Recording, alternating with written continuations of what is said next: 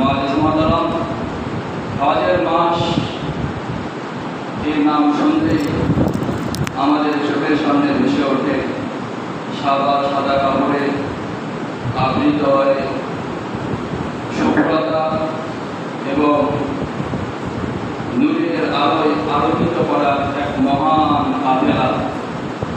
যেই মহান কাফেলার সদস্যরা পৃথিবীর দিক দিগান্ত থেকে নিজের ব্যক্তিক সুরত যেমন সাদা শুভ্রতায় ভরপুর ঠিক তদ্রুপভাবে নিজের আত্মাকে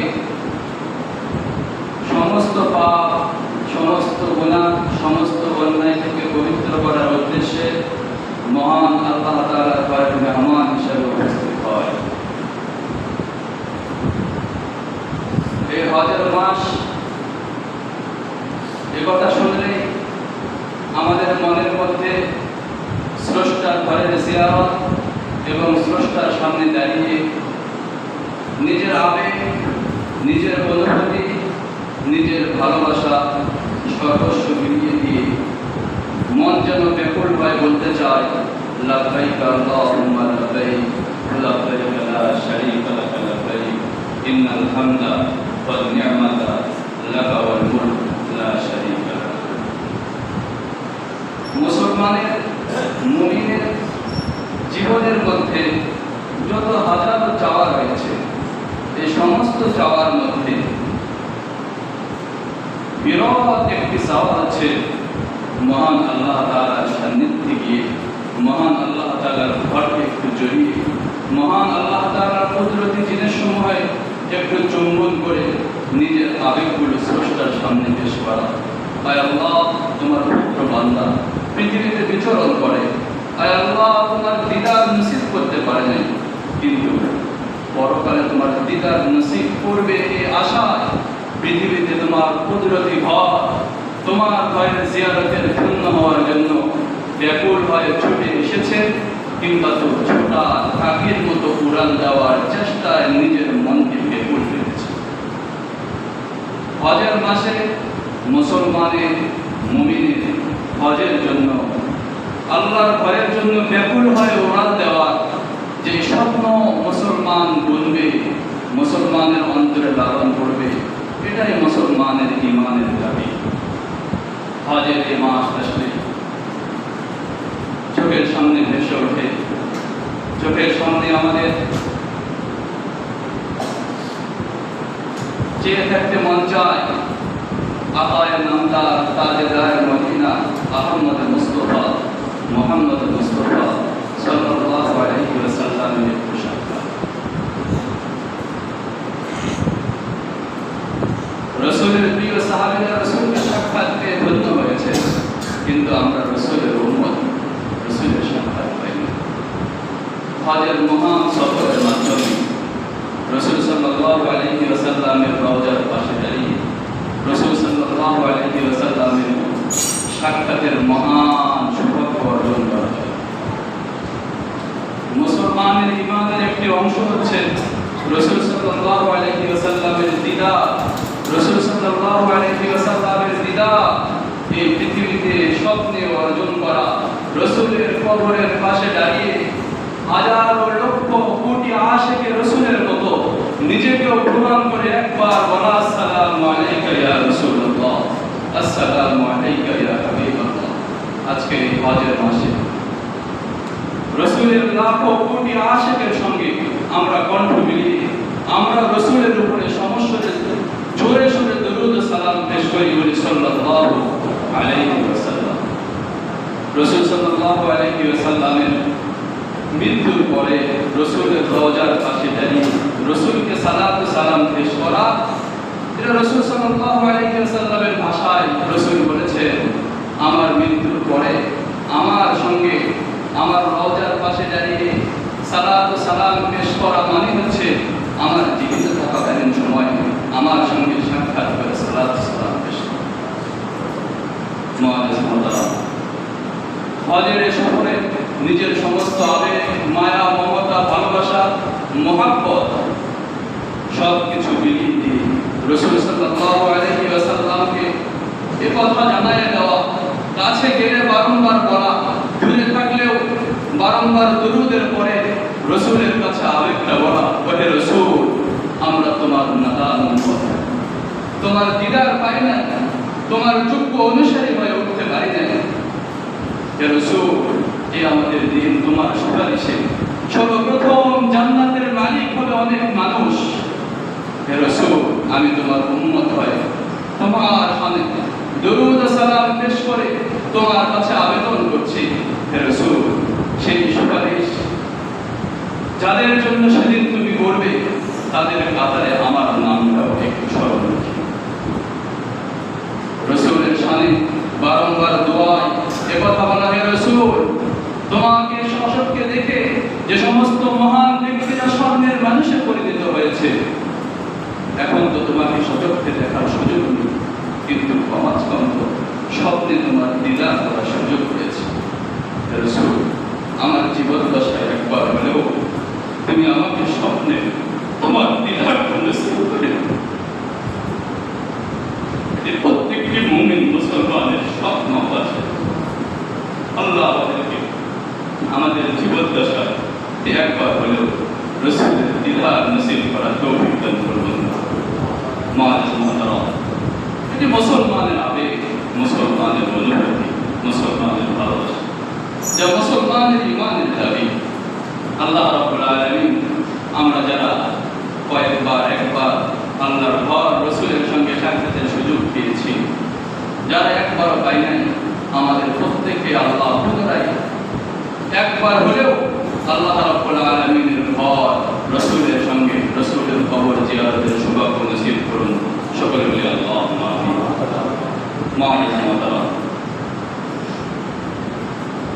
রাসূল সাল্লাল্লাহু আলাইহি ওয়াসাল্লামের উম্মতের এই করুণ দশা এই সময়ে রাসূলকে বলতে ইচ্ছে, যে সময় রাসূল আরবের ভূমিতে হারমাইন সেখানে রাজ করেছেন, খেলাফত পরিচালনা করেছেন, যে সময় মুসলমান দূরের কথা কোন কাফিরও জুলুম নির্যাতনের শিকার হয় না, মুসলমানের ছোট্ট বাচ্চাদের রক্তপাত করা তো দূরের কথা, মুসলমানদের উপযুক্ত মুজাহিদদের গায়ে ফুলের টোকা দেওয়ারও কারো কোনো হিম্মত হয় না। কিন্তু রাসূলের চলে যাওয়ার পরে, রাসূলের হাতে গড়া সাহাবায়ে কেরামের খেলাফতের পরে, রাসূলের হাতে গড়া সাহাবায়ে কেরামের হাতে গড়া তাবেঈন, তাবেঈনদের মুলুকিয়াতের পরে মুসলমানের এমন নির্যাতন, এমন লাঞ্ছনার সময় চলে এসেছে, মুসলমানের এক গ্রুপ আল্লাহ রাব্বুল আলামিনের দোষামদি এবং সন্তুষ্টির রাস্তা বাদ দিয়ে পৃথিবীর প্রভুদেরকে সন্তুষ্ট করার রাস্তা বেছে নিয়েছে। সেই সময়, যে সময় তাদের ভাই কাফের মুশরিকদের গুলির আঘাতে, বুলেটের আঘাতে, বোমার আঘাতে রক্তের সাগরে হাবুডুবু খাচ্ছে, এ সমস্ত মুনাফিক যারা মুসলমানের মেয়েদের, আমার মাদের, আমাদের বোনদের আত্মমর্যাদার প্রতীক হিজাবকে মাথা থেকে টেনে নেমে দিয়ে মাথা উলঙ্গ করে কাফের মুশরিককে খুশি করার চেষ্টা করছে। আল্লাহ সমস্ত গাদ্দার মুনাফিক শাসকদের এই পৃথিবীতে তাদের বদলা আল্লাহ রাব্বুল আলামিন নসিব করুন। সকলে বলে আল্লাহুম্মা আমিন। আল্লাহ নির্যাতিত, নিপীড়িত, নিষ্পেষিত ফিলিস্তিন, Myanmar, Kashmir, Afghan, Libya, Lebanon, আরো অনেক জায়গা, আফ্রিকার মুসলমানদেরকে আল্লাহ রাব্বুল আলামিন নিজ কুদরতে আল্লাহ রাব্বুল আলামিন নিরাপত্তার সহিত জীবন যাপন করার তৌফিক দান করুন। সকলে মিলে আল্লাহুম্মা আমিন। মুআজ্জিজ মুহতারাম, আমি যে আয়াতে কারিমা তেলাওয়াত করেছি এবং হাদিস তেলাওয়াত করেছি, আয়াতে কারিমা এবং হাদিসের মধ্যে আমাদের ধারাবাহিক আলোচনা হজের মহান সফরের মধ্যে আল্লাহ রাব্বুল আলামিনের যে সমস্ত নিদর্শনাবলী কাছে যাওয়া যায়, যে সমস্ত নিদর্শনাবলী অর্জন করা যায়, এ সমস্ত নিদর্শনের পরিচয় এবং সেগুলোর ফজিলত সম্বন্ধে আমরা আলোচনা করেছি। আমাদের আলোচনার এই পর্যায়ে অবস্থান ছিল। আল্লাহ রাব্বুল আলামিনের কুদরতি একটি বস্তু, একটি জিনিস জমজম, মায়ে জমজম, জমজমের পানির পরিচয় এবং তার ফজিলত। আমরা এর প্রাথমিক ইতিহাস সম্বন্ধে জেনেছি। এখন আমরা জানব এই জমজমের পানির ব্যাপারে রাসূল সাল্লাল্লাহু আলাইহি ওয়াসাল্লাম কি বলেছেন। মুআজ্জাজ মুহতারাম, এই পৃথিবীতে আল্লাহ রাব্বুল আলামিনের যত নিদর্শন রয়েছে, এই সমস্ত নিদর্শনাবলীর মধ্যে অন্যতম একটি নিদর্শন হচ্ছে মায়ে জমজম। এই মায়ে জমজম এটি আল্লাহ রাব্বুল আলামিনের নিদর্শনের অন্যতম একটি নিদর্শন। এই মায়ে জমজম সম্বন্ধে রাসূল সাল্লাল্লাহু আলাইহি ওয়াসাল্লামের অনেক উক্তি রয়েছে। এর মধ্যে মায়ে জমজমের পানি এটি মানুষের খাদ্যাভাব পূরণ করে, পানিটা খাবারের অভাব পূরণ করে। এটি যুগ যুগ ধরে সায়েন্স সব ক্ষেত্রে প্রমাণিত হয়ে আসছে। ধর্ম, কোরআন, হাদিস তো বলেছে। ইসলামের প্রাথমিক সময়ে যখন রাসূল সাল্লাল্লাহু আলাইহি ওয়াসাল্লাম ইসলামের দাওয়াত দিচ্ছিলেন, সেই সময় আরবের পাশের অনেক মানুষ মুসলমান হতে থাকলো। এক সময় মক্কার অদূরের মানুষেরা ইসলামের ছায়াতলে আসতে শুরু করল। মক্কার অদূরের এই মানুষগুলোর মধ্যে একটা গোত্র ছিল গেফার গোত্র। কি নাম? গেফার। এই বিখ্যাত গেফার গোত্র থেকে রাসূলের বিখ্যাত সাহাবী জন্ম নিয়েছিলেন, হযরত আবু যর গেফারী রাদিয়াল্লাহু তাআলা। হাদিসের অসংখ্য কিতাবের মধ্যে আমরা আবু যর গেফারী রাদিয়াল্লাহু তাআলার বর্ণনা পেয়ে যাই, আমরা পড়ি, শুনি। আবু যর গেফারী রাদিয়াল্লাহু তাআলা বলেন, যখন আমাদের গোত্রে ইসলামের দাওয়াত পৌঁছালো, তখন আমরা ইসলামের সত্যতা যাচাই করার জন্য একটা প্রতিনিধি দল আমরা নির্বাচন করলাম। সেই প্রতিনিধি দল তাদের অনুসন্ধানে একথা প্রমাণিত করল যে ইসলাম আসলে ঐশীয় ধর্ম এবং মুক্তির ধর্ম। সুতরাং প্রতিনিধি দলের রিপোর্ট অনুযায়ী আমরা গেফার গোত্রের বিশাল একটি প্রতিনিধি দল রাসূলের সঙ্গে সাক্ষাৎ করে মুসলমান হওয়ার জন্য রওনা করব। আমরা রওনা করে মক্কায় পৌঁছলাম। আমরা জানতে পারলাম রাসূল সাল্লাল্লাহু আলাইহি ওয়াসাল্লাম উমরার জন্য বাইতুল্লাহ তাওয়াফ করবেন। তো কবে করবেন এটা আমাদের জানা ছিল না। আমরা সেখানে অবস্থান শুরু করলাম। এরপরে একদিন রাসূল সাল্লাল্লাহু আলাইহি ওয়াসাল্লাম বাইতুল্লাহ তাওয়াফের জন্য আসলেন। রাসূল সাল্লাল্লাহু আলাইহি ওয়াসাল্লাম তাওয়াফ করলেন। এরপরে হাজরে আসওয়াদকে চুম্বন করলেন, মাকামে ইব্রাহিমকে সামনে নিয়ে 2 রাকাত নামাজ পড়লেন। এরপরে রাসূল সাল্লাল্লাহু আলাইহি ওয়াসাল্লাম কাবা ঘরের অন্ত দূরে গিয়ে বসে পড়লেন। রাসূলের বসার পরেই আমার গোত্র থেকে সর্বপ্রথম যে ব্যক্তি রাসূলকে ইসলামের রীতি অনুযায়ী সালাম দিয়েছে, সেই ব্যক্তি হলো আমি আবু যর গেফারী রাদিয়াল্লাহু। আমি রাসূলের পাশে গিয়ে বললাম, আসসালামু আলাইকা ইয়া রাসূলুল্লাহ। রাসূল সাল্লাল্লাহু আলাইহি ওয়াসাল্লাম আমার সালামের উত্তর দিলেন। রাসূল আমাকে জিজ্ঞেস করলেন, তুমি কে? আমি বললাম, আমি গেফার গোত্রের একজন ব্যক্তি। আমার এই কথা শোনার সঙ্গে সঙ্গে রাসূল তিনার 2 হাত মাথার মধ্যে দিলেন, মাথাটা নিচু করলেন। আমি ভাবলাম গেফার গোত্রের ইতিপূর্বের কোনো ঘটনা রাসূলের কাছে অত্যন্ত খারাপ লেগেছে, যার কারণে রাসূল কিছুটা মনোক্ষুণ্ণ। এরপরে কিছুক্ষণ পর রাসূল মাথা উঠালেন। এরপর জিজ্ঞেস করলেন, তুমি কতদিন যাবত এখানে রয়েছো?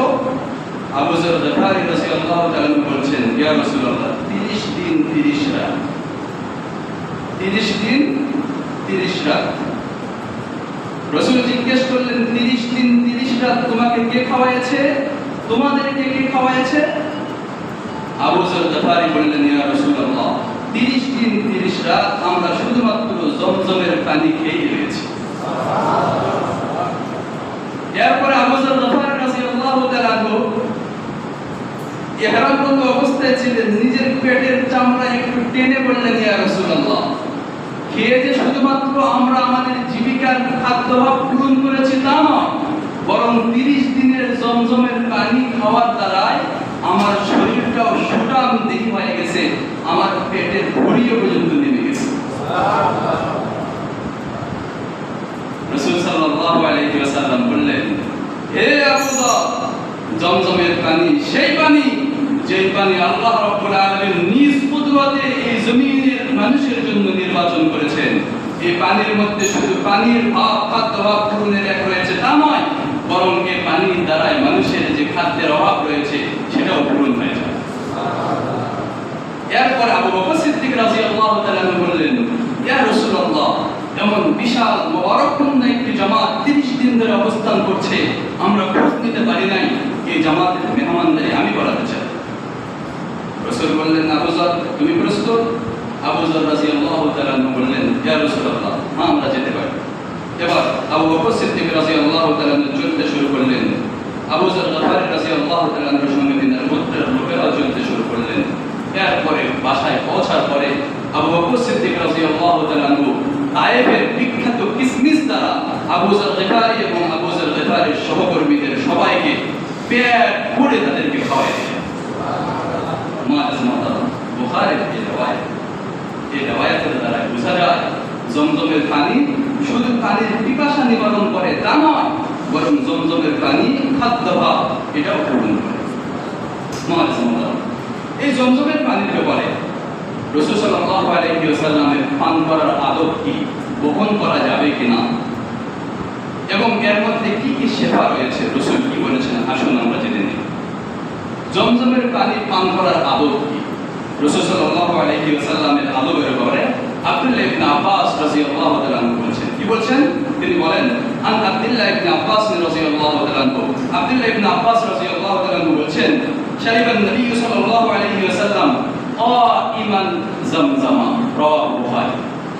রাসূল সাল্লাল্লাহু আলাইহি ওয়াসাল্লাম জমজমের পানি দাঁড়িয়ে পান করেছেন।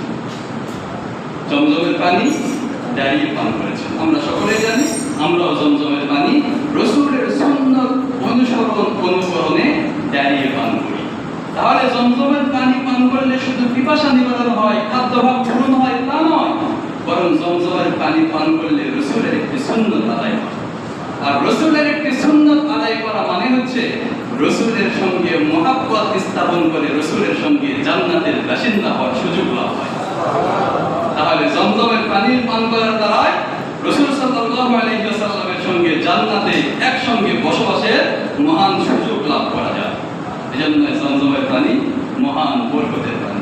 মুআজ্জিজ মুহতারাম, এই জমজমের পানি পান করার ব্যাপারে রাসূল সাল্লাল্লাহু আলাইহি ওয়াসাল্লাম আদবের যে লেহাজ বলেছেন, আব্দুল্লাহ ইবনে আব্বাস রাদিয়াল্লাহু তাআলা বলেন, আমি রাসূলকে দেখেছিলাম, রাসূল সাল্লাল্লাহু আলাইহি ওয়াসাল্লামের সামনে জমজমের পানি উপস্থিত হলে কিংবা রাসূল পান করলে রাসূল পানি নিয়ে দাঁড়িয়ে যেতেন, কিবলামুখী হতেন, 3 নিঃশ্বাসে পানি পান করতেন এবং তৃপ্তি সহকারে পানি পান করতেন। রাসূল সাল্লাল্লাহু আলাইহি ওয়াসাল্লামের জমজমের পানি পান করলে এই 3টি আদবের দিকে আমি লক্ষ্য রেখেছিলাম।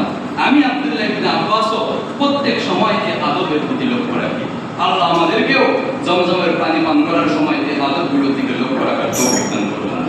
মুআজ্জিজ মুহতারাম, জমজমের পানি আনা যাবে কিনা, জমজমের পানি আনা নেওয়া করা যাবে কিনা, বিভিন্ন জায়গায় পরিবহন করা যাবে কিনা, এ ব্যাপারে হাদিসের ভাষ্য রাসূল সাল্লাল্লাহু আলাইহি ওয়াসাল্লাম কি বলেছেন শুনুন। আন আয়েশা রাদিয়াল্লাহু তাআলা আনহা, আয়েশা রাদিয়াল্লাহু তাআলা আনহা বলেন, আন্নাহা কানাত তাহমিলু মিন মাইন জমজমা, আমি যখন ওই মক্কায় যেতাম তখন জমজমের পানি আমার সাথে করে নিয়ে আসতাম। কেন? ওয়া তুখবিরু আন্না রাসূলুল্লাহ সাল্লাল্লাহু আলাইহি ওয়াসাল্লাম কানা ইয়াহমিলুহু, রাওয়াহু তিরমিজি। আয়েশা বলেন, সাল্লাল্লাহু আলাইহি ওয়াসাল্লামকে আমি আয়েশা যখনই রাসূল মক্কায় গিয়েছেন জমজমের পানি সাথে করে নিয়ে মদিনায় বিভিন্ন জায়গায় যাওয়ার দৃশ্য আমি আয়েশা নিজে দেখেছি। যেহেতু রাসূল সাল্লাল্লাহু আলাইহি ওয়াসাল্লাম নিয়ে আসতেন, আমি আয়েশাও আনতাম। সুতরাং এই জায়গা থেকে প্রমাণিত হয় জমজমের পানি পরিবহন করে বিভিন্ন প্রান্তে আনা নেওয়া করা এটা জায়েজ রয়েছে।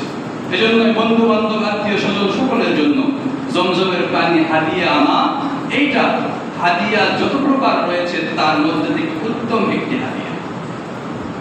উত্তম একটি হাদিয়া। হাদিয়ার তো অনেক ফজিলত রয়েছে, এক জুমায় বলেছিলাম। যত প্রকার হাদিয়া রয়েছে এই হাদিয়াগুলোর মধ্যে উত্তম হাদিয়া কি? জমজমের পানি হাদিয়া প্রদান করা। এজন্যই কেউ যদি জমজমের পানি আপনাকে হাদিয়া প্রদান করে তাহলে সানন্দে গ্রহণ করবেন এবং তার জন্য দোয়া করবেন এবং নিজের পরিবারকে সে পানি পান করাবেন। এর মধ্যে অনেক বরকত রয়েছে। এই জমজমের পানি পান করলে যে উদ্দেশ্যে পান করা হয় সে উদ্দেশ্য আল্লাহ রাব্বুল আলামিন পূর্ণ করে দেন। রাসূল সাল্লাল্লাহু আলাইহি সাল্লাম কি বলেছেন শুনুন। রাসূল সাল্লাল্লাহু আলাইহি সাল্লাম বলেছেন, আন জাবির ইবনে আব্দুল্লাহ রাদিয়াল্লাহু তাআলা, জাবির ইবনে আব্দুল্লাহ রাদিয়াল্লাহু তাআলা বলেন, ইয়াকুলু সামিউতু রাসূলুল্লাহ সাল্লাল্লাহু আলাইহি ওয়াসাল্লাম, তিনি বলেন আমি রাসূল সাল্লাল্লাহু আলাইহি ওয়াসাল্লামকে বলতে শুনেছি কি, মাউ জামজাম লিমা শুরিবা লাহু, রাওয়াহু ইবনে মাজাহ। মাউ জামজাম লিমা শুরিবা লাহু, যে ব্যক্তি জমজমের পানি যে উদ্দেশ্যে পান করবে আল্লাহ রাব্বুল আলামিন সেই ব্যক্তির সেই উদ্দেশ্য পূরণ করে দিবেন।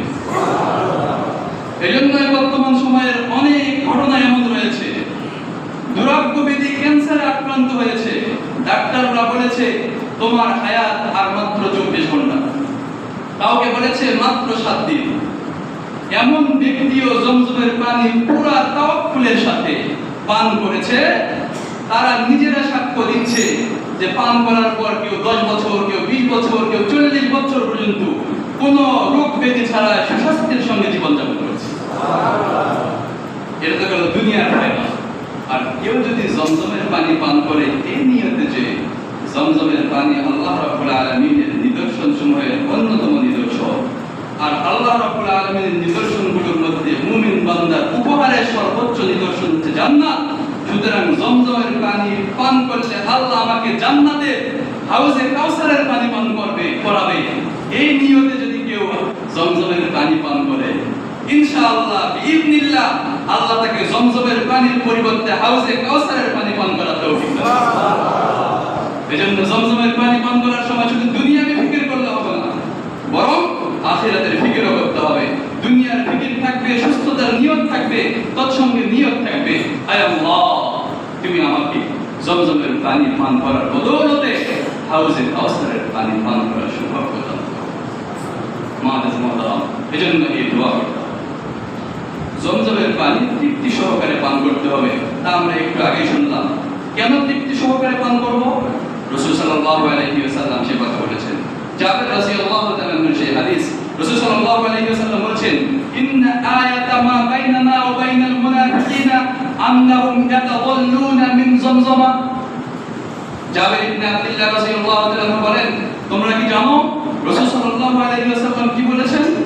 রাসূল বলেছেন মুনাফিক এবং মুসলমানের মধ্যে পার্থক্য হচ্ছে মুনাফিক জমজমের পানি তৃপ্ত সহকারে পান করে না, আর মুমিন জমজমের পানি তৃপ্তি সহকারে পান করে। তাহলে জমজমের পানি তৃপ্তি সহকারে পান করা এটা ঈমানদার হওয়ার একটি লক্ষণ, একটি গুণ।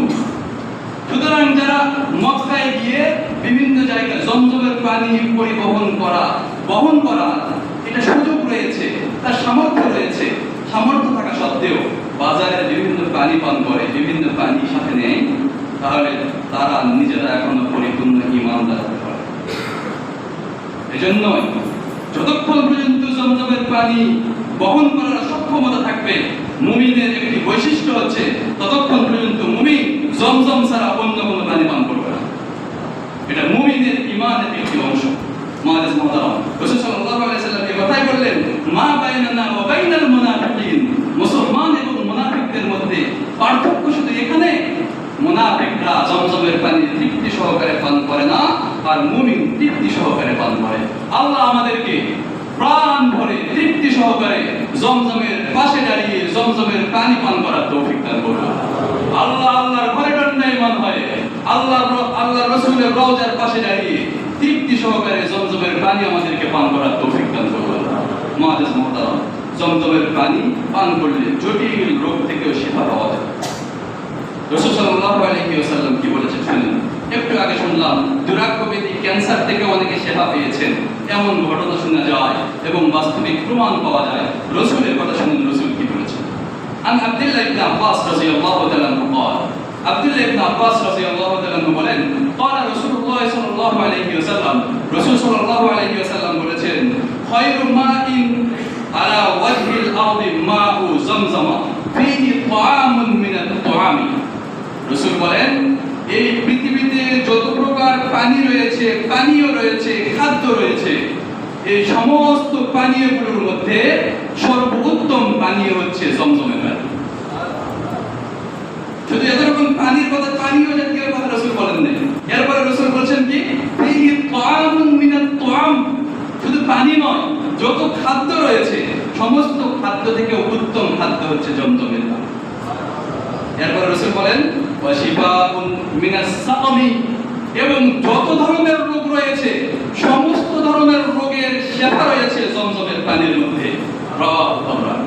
মুআজ্জিজ মুহতারাম, তাহলে এই হাদিস দ্বারা স্পষ্ট আমরা জানতে পারলাম আতায়ে নামদার তাজদারে মদিনা আহমদ মুস্তাফা মুহাম্মদ মুস্তাফা সাল্লাল্লাহু আলাইহি ওয়াসাল্লাম এই কথার গ্যারান্টি দিয়েছেন এই পৃথিবীতে সর্বশ্রেষ্ঠ পানীয় এবং খাদ্য হচ্ছে জমজমের পানি, এবং এই পৃথিবীর সব ঔষধের মহা ঔষধ হচ্ছে জমজমের পানি।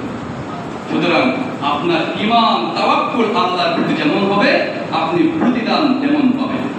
এজন্য জমজমের পানি পান করার সময় নিজের শারীরিক সুস্থতার সমস্ত দিক লক্ষ্য রেখে পান করা এটি মুমিনের একটি বৈশিষ্ট্য, কারণ রাসূল বলেছেন তার মধ্যে শিফা রয়েছে।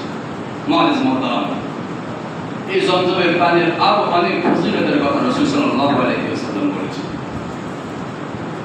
রাসূল সাল্লাল্লাহু আলাইহি ওয়াসাল্লামের বর্ণিত হাদিস সবগুলো বলতে গেলে সময় হবে না। আমরা এই কয়েকটি হাদিস থেকে জানতে পারলাম জমজমের পানির মধ্যে বরকত রয়েছে, জমজমের পানির মধ্যে শিফা রয়েছে, জমজমের পানির মধ্যে সব বরকতের সমারোহ রয়েছে। এজন্য জমজমের পানি আদবের সাথে তাওয়াক্কুলের সাথে আল্লাহ রাব্বুল আলামিনের কাছে বিভিন্ন মানসা রেখে মুসলমানের পান করা এটি মুসলমানের মুমিনের একটি গুণ, একটি সিফাত। আল্লাহ রাব্বুল আলামিন এই মহান সিফাতটি আমাদের প্রত্যেকের অন্তরে লালন করে ধারণ করার তৌফিক দান করুন। সকলে বলি আল্লাহুম্মা আমিন। মুআজ্জিজ মুহতারাম, হজের সফরে গিয়ে আরেকটি নিদর্শনের সামনাসামনি হওয়া যাওয়া, সেই নিদর্শন হচ্ছে মাকামে মাহমুদ, মাকামে ইব্রাহিম বলা। এই মাকামে ইব্রাহিম এটিও জান্নাতি একটি পাথর। এই মাকামে ইব্রাহিমের ইতিহাস কি বলা হচ্ছে তাফসীর কুরতুবীর দ্বিতীয় খণ্ডের মধ্যে বলা হয়েছে। ইব্রাহিম আলাইহিস সালামকে আল্লাহ রাব্বুল আলামিন যখন বাইতুল্লাহ নির্মাণের নির্দেশ করলেন তখন ইব্রাহিম আলাইহিস সালাম বয়সের কারণে কিছুটা শারীরিক দুর্বলতার মধ্যে পড়ে গিয়েছিলেন। শারীরিক দুর্বলতার কারণে ইব্রাহিম আলাইহিস সালাম নিচ থেকে কোনো বস্তু দিয়ে তার উপরে দাঁড়ায় আবার আরেকটা ইট গাঁথার ক্ষেত্রে আরেকটা বস্তু দিয়ে তার উপরে দাঁড়ায় নির্মাণ করাকে নিজের জন্য ক্লান্তিকর মনে করছিলেন, ক্লান্ত বোধ মনে করছিলেন। এমন অবস্থায় আল্লাহ রাব্বুল আলামিন নিজের খলিলের এই কষ্টকে লাঘব করার জন্য জান্নাত থেকে জিবরাইল আমিন আলাইহিস সালামের মাধ্যমে মাকামে ইব্রাহিম নামক এই পাথরটি জান্নাত থেকে সরাসরি বাইতুল্লাহ প্রেরণ করেন। এবং এই পাথরের মধ্যে আল্লাহ রাব্বুল আলামিন একটি খাসিয়ত, একটি বৈশিষ্ট্য দিয়ে দেন। সেই বৈশিষ্ট্য কি? বৈশিষ্ট্য হচ্ছে যে এটা অন্য কোনো পাথরের মতো স্থির থাকবে না নির্মাণকালীন সময়, বরং যতক্ষণ নির্মাণ তিনার খলিল চালাবেন ততক্ষণ পর্যন্ত এই পাথরটা লিফটের কাজ করবে। কিসের কাজ করবে? লিফটের কাজ করবে। লিফট আবার দুনিয়ার এই লিফটগুলোর মতো নয় যে শুধু নিচ থেকে উপরে উঠবে, এমন নয়। বরং আধুনিক যে সমস্ত লিফট এখন আবিষ্কার হয়েছে, নিচ থেকে তো উপরে উঠবে, আবার যদি তিনি বলেন এদিক থেকে সেদিক ঘুরবে, তাহলে ইব্রাহিম আলাইহিস সালামের মনের নিয়তের উপরে পাথর যেমন নিচ থেকে উপরে উঠতো, ঠিক তদ্রূপভাবে একদিক থেকে অন্যদিকে ঘুরেও যেত। অর্থাৎ ইব্রাহিম আলাইহিস সালামের মনের মানসা যেমন ছিল, পাথরের ব্যবহার তেমন ছিল। মুআজ্জিজ মুহতারাম, আল্লাহ রাব্বুল আলামিন খলিলের সাহায্যের জন্য, খলিলের কষ্ট লাঘবের জন্য জান্নাত থেকে এই পাথরটি দিয়েছেন। এই পাথরটি বর্তমানে যে স্থানে রাখা রয়েছে, এই স্থানটাই সেই সময় থেকে রাখা রয়েছে বলে তাফসীরের বিভিন্ন কিতাবের মধ্যে উল্লেখ করা হয়েছে। যেমন জাবের বিন আব্দুল্লাহ রাদিয়াল্লাহু তাআলা আনহু তিনিও এ কথার সাক্ষ্য দিয়েছেন, মাকাম ইব্রাহিম যে জায়গার মধ্যে রয়েছে, এই জায়গাটাই, এই রাখাটাই তৎকালীন সময়ের রাখা অবস্থায় রয়েছে। সুতরাং ইব্রাহিম আলাইহিস সালাম বাইতুল্লাহ নির্মাণের পরে মাকাম ইব্রাহিম যে জায়গায় রেখেছিলেন, সেই জায়গায় মাকাম ইব্রাহিম এখনো রয়েছে। আল্লাহ রাব্বুল আলামিন এই মাকাম ইব্রাহিমের ফজিলত নিজে বর্ণনা করেছেন। সুবহানাল্লাহ, আল্লাহ মাকাম ইব্রাহিমের ফজিলত নিজে বর্ণনা করেছেন। আল্লাহ রাব্বুল আলামিনের কাছে কেমন নিদর্শনপূর্ণ একটি পাথর, যে আল্লাহ রাব্বুল আলামিন নিজে বর্ণনা করলেন। আল্লাহ কি বললেন? ওয়াত্তাখিযু মিন মাকাম ইব্রাহিম মুসাল্লা, সূরাতুল বাকারা। সূরাতুল বাকারার মধ্যে আল্লাহ রাব্বুল আলামিন ইব্রাহিম আলাইহিস সালামের মাকাম ইব্রাহিমের ব্যাপারে উম্মতকে নির্দেশ দিচ্ছেন, বান্দাদের নির্দেশ দিচ্ছেন। কি নির্দেশ? ওয়াত্তাখিযু মিন মাকাম ইব্রাহিম মুসাল্লা, হে আমার বান্দারা, তোমরা মাকাম ইব্রাহিমকে সামনে রেখে নামাজ আদায় করো। হজের সময় মাকাম ইব্রাহিমকে সামনে রেখে নামাজ আদায় করা ওয়াজিব। আল্লাহ রাব্বুল আলামিনের কাছে এই পাথরটা এমন নিদর্শনপূর্ণ, এমন বরকতপূর্ণ, যে আল্লাহ নিজে সেই পাথরকে সামনে নিয়ে নামাজ পড়ার আল্লাহ নির্দেশ প্রদান করেছেন। মুআজ্জিজ মুহতারাম, রাসূল সাল্লাল্লাহু আলাইহি ওয়াসাল্লাম যতবার বাইতুল্লাহ তাওয়াফ করেছেন, ততবার রাসূল সাল্লাল্লাহু আলাইহি ওয়াসাল্লাম মাকাম ইব্রাহিমকে সামনে নিয়ে নামাজ আদায় করেছেন। রাসূল সাল্লাল্লাহু আলাইহি ওয়াসাল্লামের সেই সময়ে অনেক হাদিস বর্ণিত রয়েছে, বর্ণনা অনেক দীর্ঘ, তার মধ্যে দুই একটি বর্ণনা আমরা শুনি। আন জাবির রাদিয়াল্লাহু তাআলা আনহু, জাবির রাদিয়াল্লাহু তাআলা আনহু বলেন, লাম্মা কদাম রাসূলুল্লাহ সাল্লাল্লাহু আলাইহি ওয়াসাল্লাম মক্কা, রাসূল সাল্লাল্লাহু আলাইহি ওয়াসাল্লাম মক্কায় প্রবেশ করলেন। দাখালাল মসজিদ, এরপরে মসজিদে হারামে প্রবেশ করলেন।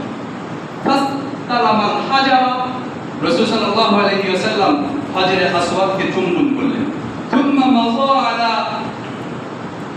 ইয়ামিনিহি, এরপরে রাসূল সাল্লাল্লাহু আলাইহি ওয়াসাল্লাম ডান দিকে গেলেন। যাওয়ার পরে ফারামালা সালাতান, রাসূল সাল্লাল্লাহু আলাইহি ওয়াসাল্লাম তিনবার রমল করলেন, তিনবার রমল করলেন। এরপরে ওমাশা আরবান, চারবার স্বাভাবিকভাবে তিনি হাঁটলেন। তার মানে তাওয়াফ করলেন। 3 আর 4 কত হয়? 7।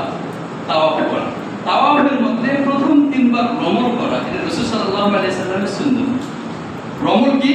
নিজেকে বীরত্বে একটু চলা, সিনা টান করে কাঁধগুলো একটু দুলিয়ে দুলিয়ে চলা, এটাকে কি বলা হয়? রমল বলা হয়। হাদিস সাহেব করেছে। তাহলে তাওয়াফের 7 বারের মধ্যে প্রথম 3 বার রমল করা। রমল মানে নিজেকে বীরত্বে চলানো, সিনাকে টান করে সামনে দিয়ে কাঁধগুলো দুলিয়ে দুলিয়ে চলা, এটাকে বলা হয় রমল। 3 বার রাসূল সাল্লাল্লাহু আলাইহি ওয়াসাল্লাম রমল করলেন। আর পরের 4 বার রাসূল সাল্লাল্লাহু আলাইহি ওয়াসাল্লাম তাওয়াফ করেছেন স্বাভাবিকভাবে। তাওয়াফের মধ্যে এই পদ্ধতি অবলম্বন করা, এটা রাসূল সাল্লাল্লাহু আলাইহি ওয়াসাল্লামের সুন্নাত। এজন্যই হজ কিংবা উমরা উভয় ক্ষেত্রে রমল করা এবং পরের 4 বার স্বাভাবিকভাবে তাওয়াফ করা রাসূল সাল্লাল্লাহু আলাইহি ওয়াসাল্লাম থেকে শিখে। এরপরে সুম্মা আতাল মাকাম, রাসূল সাল্লাল্লাহু আলাইহি ওয়াসাল্লাম মাকাম ইব্রাহিমে আসলেন। এরপরে রাসূল তেলাওয়াত করলেন, ফাতারা আত্তাখাযু মিন মাকাম ইব্রাহিম মুসাল্লা, তোমরা মাকাম ইব্রাহিমকে সামনে নিয়ে নামাজ আদায় করো। আল্লাহ রাব্বুল আলামিন নির্দেশে আয়াত পাঠ করলেন, ফাসাল্লা রাকাতাইনি, রাসূল সাল্লাল্লাহু আলাইহি ওয়াসাল্লাম নিজে 2 রাকাত নামাজ আদায় করলেন। ওয়াল মাকামা বাইনাহু ওয়া বাইনাল বাইতি, যেই সময় রাসূল সাল্লাল্লাহু আলাইহি ওয়াসাল্লাম নামাজ আদায় করেছেন, সেই সময় কাবা এবং মাকাম ইব্রাহিম এর মাঝখানে রাসূল অবস্থান করছিলেন। সুম্মা আতাল বাইতা বাদা রাকাতাইনি, এরপরে রাসূল সাল্লাল্লাহু আলাইহি ওয়াসাল্লাম এই কাবা ঘর থেকে বাহির হয়ে পড়লেন। বাহির হয়ে আরেক দিকে গিয়ে ফাসতালামাল হাজারা, অর্থাৎ সেখান থেকে হাজরে আসওয়াদের সামনে গিয়ে আবার হাজরে আসওয়াদকে চুম্বন করলেন। থুম্মা খারাজা ইলা সাফা, এরপরে রাসূল সাল্লাল্লাহু আলাইহি ওয়াসাল্লাম সাফার দিকে রওনা করলেন, সাফা পাহাড়ে গিয়ে মুআজ্জিজ মুহতারাম সাই করার উদ্দেশ্যে।